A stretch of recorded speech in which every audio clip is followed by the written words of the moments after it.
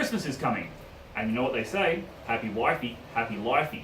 I want to make my wife a ukulele stand out of hardwood, Tasmanian oak in fact, for one of her Christmas presents this year. She's been playing ukulele for a while. She's got quite an expensive one, and currently it just sits on the couch or a chair or the floor when it's not being used, and it risks being damaged. It's not the best for the instrument. But before I can do that project, I want to practice an important technique which I'm going to have to achieve. That is edge jointing boards. I picked up this beautiful piece of 19mm Tasmanian oak from my local lumber shop, and I'm going to practice on another project which I'm building for myself first, because if there are slight gaps or it doesn't work properly, this doesn't matter. Whereas wifey's Christmas present, I want to work first time. So the first step in making this giant path tag holder is to cut down this lovely Tasmanian oak, which is 19mm thick, into 3 boards which I'm going to edge joint together. I'm going to use my Craig square cut jig to do this. Got it recently. If you'd like to see a video on how to set this up quickly, just click on the card up the top and it will take you to that.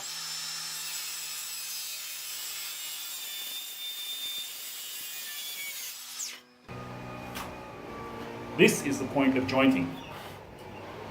Even though these have come off the mill and they're dressed all round DAR boards, you can see pushing them together, no matter how much I clamp those, I'm going to have ugly gaps. If you're doing a pallet wood project, that would be fine, but I want these to be seamless. In fact, I want them to be like this. 19mm boards come in various sizes, but when you get to the wider ones, these 190s are already joined.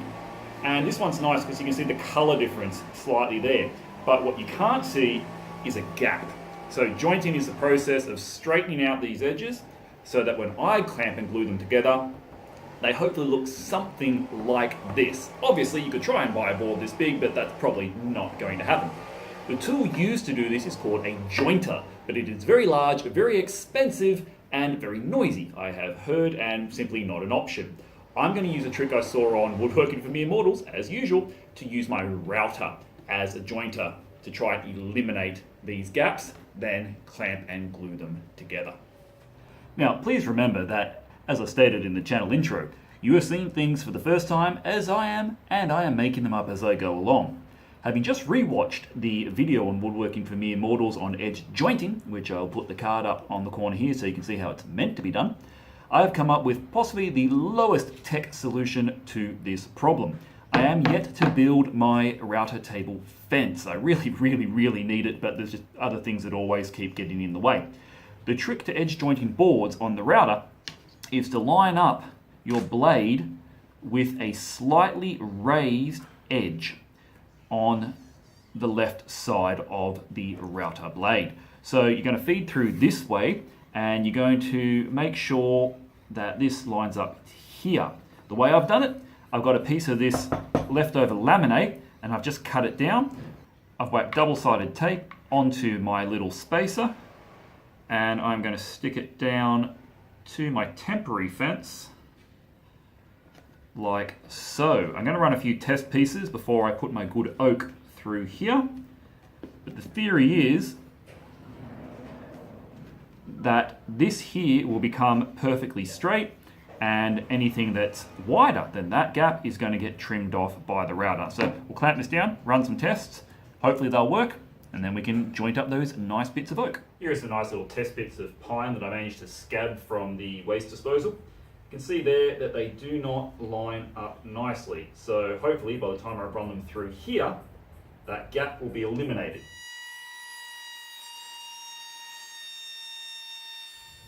So my first test had 3 problems. Firstly, I was taking off far too much wood. The gap difference between this side and this side meant it was trying to take off 4.5mm, which is pretty heavy work for the router, so that wasn't too good. I solved that problem by sticking a ruler, which is about 3mm thick on the other side. So on the next time, I'll only going to be taking off a much smaller amount. The second problem were these knots. They were a bit of hard work again to get through, had to be careful. You're keeping all the pressure on the left side, not on the right side, but I could still feel them dragging. And the third problem was, right at the end, the clamp slipped and it completely buggered up the piece that I was doing. So I've put my new stronger Kreg clamp on this side, double clamped on this side, fence here. That should also help square up this little bit as well, and we're going to run a second test.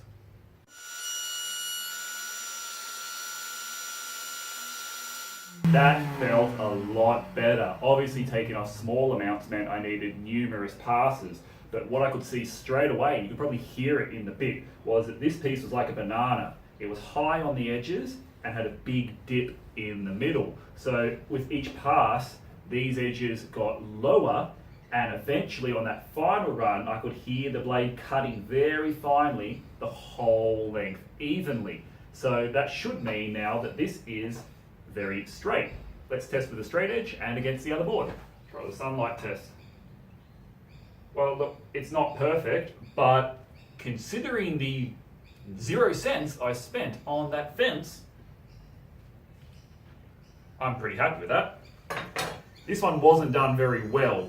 Several problems with it. However, I'm pretty happy with that. All right. One homemade jointer. It's not perfect, these are still a little bit bananaed, I can see, because that first one had quite a curve in it. But with some simple clamping pressure and glue, they're nearly seamless. I think that's going to work well. Now the scary bit, let's try it on the workpieces.